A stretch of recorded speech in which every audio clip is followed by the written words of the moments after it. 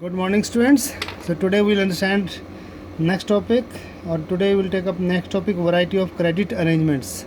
Dear students, we'll understand this topic through the book as it is clearly mentioned or clearly given in your NCERT book, the different types of or different varieties of credit arrangements. Rohit and Ranjan has finished or had finished reading about the terms of credit in the class. They were eager to know the various credit arrangements that existed in their area. So, who were the people who provided credit and who were the borrowers? What were the terms of credit? They decided to talk to some people in their village. So, now they come to the village and they talk to different people. So, first of all, they went to Syamal. Syamal tells them that every season he needs loans for cultivation on his 1.5 acres of land. Till a few years back, he would borrow money from the village moneylender at an interest rate of 5% per month, that is 60% per annum. Dear students, you can easily imagine the you can say rate of interest is too high. It can never be repaid by the farmers. For the last few years, Syamal has been borrowing from an agricultural trader in the village at an interest rate of 3% per month, that is 36% per annum. It is much lower than the previous one. Okay, and at the beginning of the cropping season, and the trader supplies the farm inputs on credit, which is to be repaid when the crops are ready for the harvest. Second thing, second help that agricultural trader extended him. Besides the interest charge on the loan, the trader also makes the farmer's promise to sell the crop to him. This way, the trader can ensure that the money is repaid promptly, though it is double benefited for the farmer as well as for the trader, because trader will be able to get his money back in time, and the farmer will definitely get his money in his pocket in time. So this way the trader can ensure that the money is repaid promptly, and also since the crop prices are low after the harvest, the trader is able to make a profit from buying the crop at a low price from the farmer and then selling it later when the price has risen. This is normal way of functioning for the traders. This is why the rates are increased after the harvest of the crop, just few months after the harvest of the crop. For example, you think of potatoes. The potatoes are taken rupees 5 or 1 rupees 2 rupees per kg from the farmers, and later on we have to pay rupees 25-30 per kg in the market. So this is all because these traders stock the potatoes in the cold storages and sell it as later at high rates. Okay, anyway, second arrangement is Arun. The children told that we next meet Arun, who is supervising the work of one farm laborer. Arun has 7 acres of land. He is one of the few persons in Sonpur to receive bank loan for cultivation, and the interest rate on the bank loan is only 8.5% per annum. You see the comparison. At the initial stage, he has to pay 60%, Syamal. Then it is reduced to 36%. Now Arun, he pays 8.5% of the rate of interest. You can easily imagine how cheaper is it, how helpful is it for the person, and can be repaid anytime in the next 3 years. 3 years, not in the next by the next crop, in 3 years. Here he has to repay in after the can say harvest of the crop. Here he has to pay in the next 3 years, and Arun plans to repay the loan after harvest by selling a part of the crop.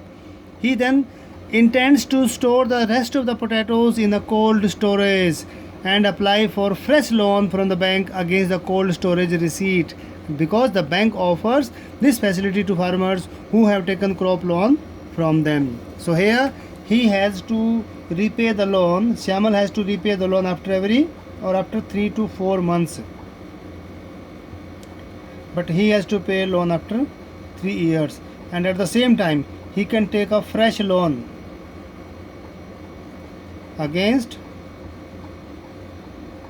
the cold storage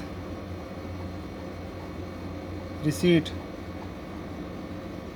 Actually, cold storage receipt is like a collateral for them. Okay, तो cold storage की जो receipt है उसको कैसे use करेगा? As a collateral. Okay, उसको as a collateral use करेगा और बैंक से एक और लोन लेगा. This is again a benefit to the farmer. Okay, third situation. Rama is working in a neighborhood field. She works as an agricultural laborer. There are several months in a year when Rama has no work and needs credit to meet the daily expenses. Expenses on sudden illness or functions in the family are also met through loans. So Rama has to depend on her employer, that is Jamindar or moneylender, a medium landowner in Sonpur, for credit. So the landowner charges an interest rate of 5% per month, again that is 60% per annum, again very high rate of interest. Rama repays the money by working for the landowner, and most of the time Rama has to take a fresh loan before the previous loan has been repaid. At present she owes the landowner rupees 5,000. Though the landowner doesn't treat her well, she continues to work for him since she can get loans from him when in need. So whenever she is in need of money, she will go to the Jamindar and take a fresh loan. That's why she even tolerate his misbehavior with her. So Rama tells that the only source of credit for the landless people in Sonpur are the landowner employers. Okay, so this is third situation. Rama is a landless laborer.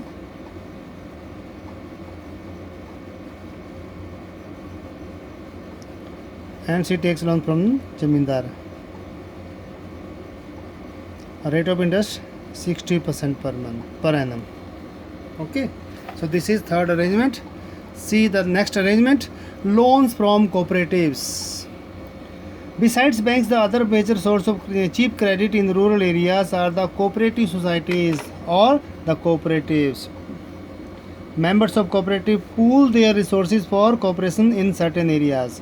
Actually, there are several types of cooperatives which can be possibly made in the villages. These might be farmer cooperatives, weavers cooperatives, industrial workers cooperatives, Krishak cooperatives. Okay, they function in different villages, not only in Sonpur, but also in different parts of the country. So they can make any kind of cooperatives. In cooperatives, all people all people pool their money and make a society, get it registered by the government, and they help each other by collecting money, or a sum of money is collected from all the members, and that money is extended as a loan to the needy farmers or needy members of the society or cooperative society. So with these deposits as collateral, they also obtain loan from the bank.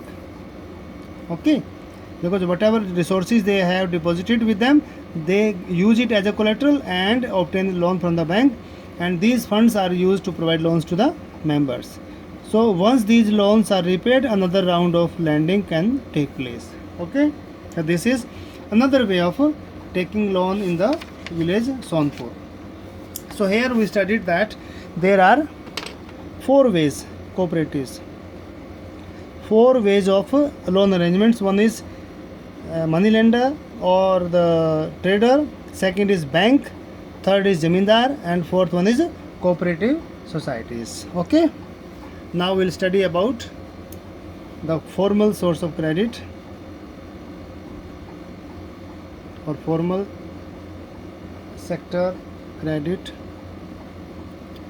in India. Formal sector credit in India.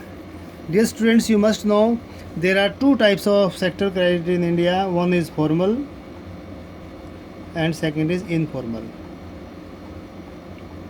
Formal as well as informal.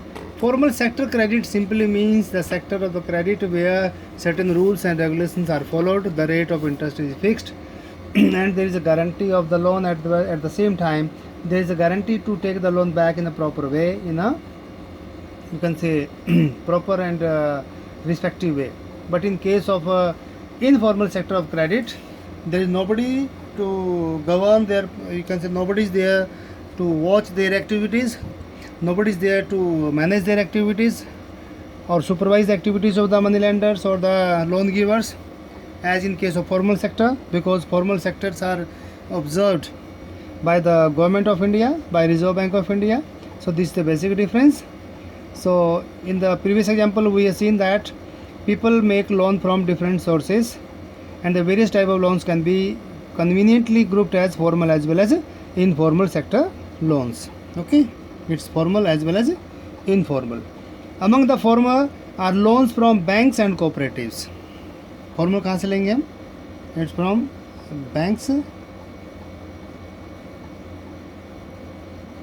and cooperatives. Okay, the informal lenders include money lenders, traders,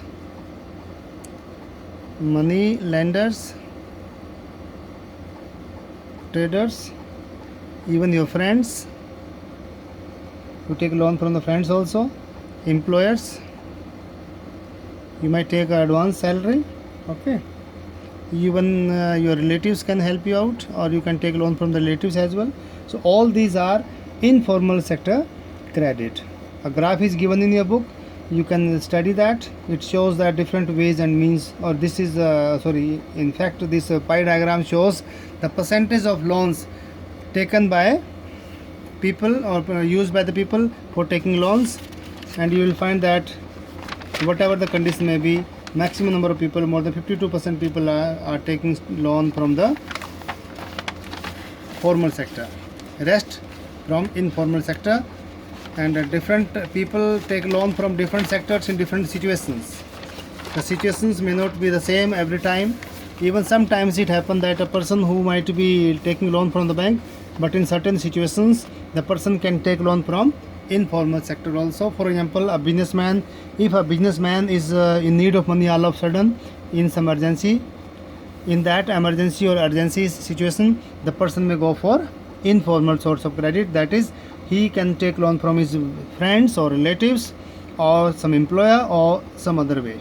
Okay, so sometimes from where you will arrange credit also depends upon the situation. Here we will talk about Reserve Bank of India, RBI, the Reserve Bank of India, that is RBI. Actually, RBI supervises the functioning of formal sources of loans or credit. For instance, we have seen that the banks maintain a minimum cash balance around 15%. So who has ordered the banks to maintain minimum 15% of cash with them? It is RBI, that is Reserve Bank of India. Okay, they maintain cash balance so that payment can be made to the borrower anytime. The RBI monitors the banks in actually maintaining cash balance, as we discussed on that day also.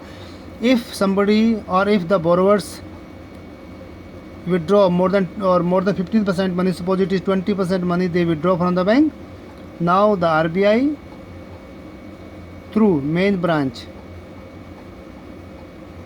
or main branches etc. will help the banks in maintaining that cash so that they can repay to the borrowers. Okay, similarly RBI also sees that banks have given loan not only to the profit making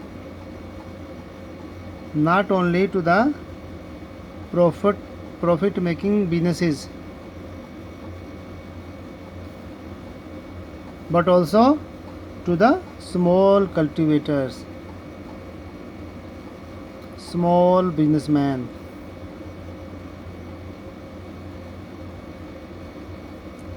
and small traders,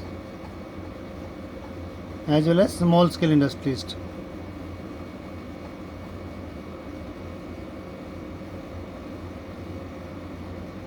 Okay, so it is job of RBI to supervise all these activities of the bank. I repeat, number one, they help in maintaining the cash in the bank. Number 2, they ensures the loan giving to whom they give the loan. At the same time, they also ensure that they are also giving loan to the small cultivators, small businessmen, traders, small scale industries, and other small people or very poor people in the society. Okay, and the banks have to submit information periodically.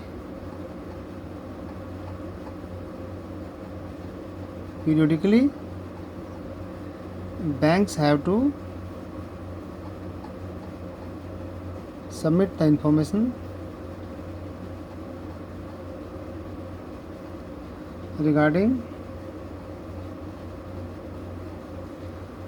to whom and at what interest rate they have given the loan. They have given the loans. कि उन्होंने loan किसको दिया है, किस rate of interest पे दिया है, ये काम आरबीआई का है, वो उसको सबको मॉनिटर करता है.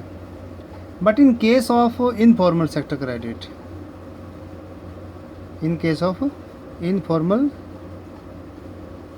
sector credit, no such agency supervises the credit activities of the lenders. They can lend at whatever rate of interest they desire or they want. At the same time, whatever you can say type of recovery or in whatever way or whatever unfair means or unfair way, they can get their money back. They do not see that the borrower is able to give the loan back at right now or at this time or not. They are not worried about that. Rather, they have their own ways and means to recover money or to get money back. If the borrower is not able to repay, they can do even certain illegal activities also to the borrower. Borrower might be threatened, beaten, thrashed hard by their bully people, by their, you can say, recovery man. So you might have seen or you might have heard what kind of things go on in the society. Okay, so compared to the formal lenders, most of the informal lenders charge a much higher rate of interest. That's why the cost to the borrower of informal land is much higher. As we discussed earlier, in case of Rama or in case of Syamal, they have to pay more money as interest rate to the lender. So higher cost of borrowing means a higher part of the earning of the borrower is used to repay the loan. Hence, borrowers have less income left for themselves. जैसे सोनपुर में श्यामल के साथ हुआ. लेकिन हाँ, in case of क्या उसका Arun, what was his name, Arun or Varun? Arun, I think. In case of Arun, he is better or his condition is better. He is able to save his money because he has taken loan from the bank and the bank charges comparatively very less rate of interest. Okay. So undoubtedly in certain cases the high rate of interest borrowing can mean that amount to be repaid is greater than the income of the borrower. If the rate of interest is more than income of the borrower, undoubtedly the person will be, or it could lead to increasing debt, as we have seen in case of you can say Swapna. She had to sell a part of her land to settle the loan. And also people who might wish to start an enterprise by borrowing money may not do so because the rate of interest is very high. So because of all these reasons, banks and cooperatives need to lend more.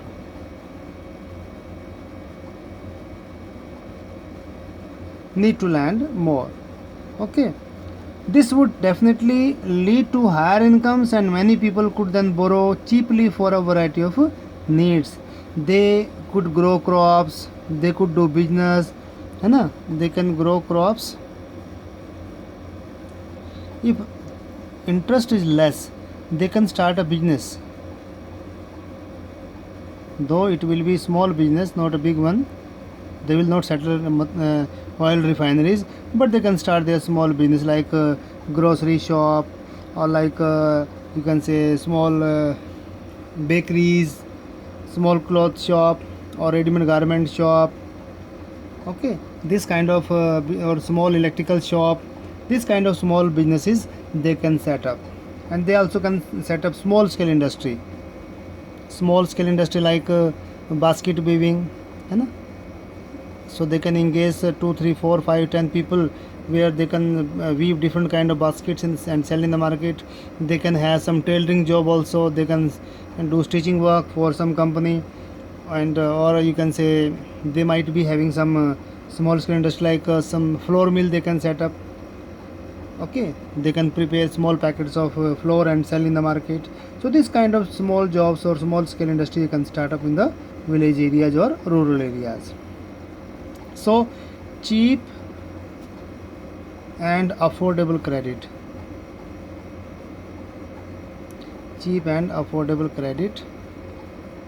is crucial for the country's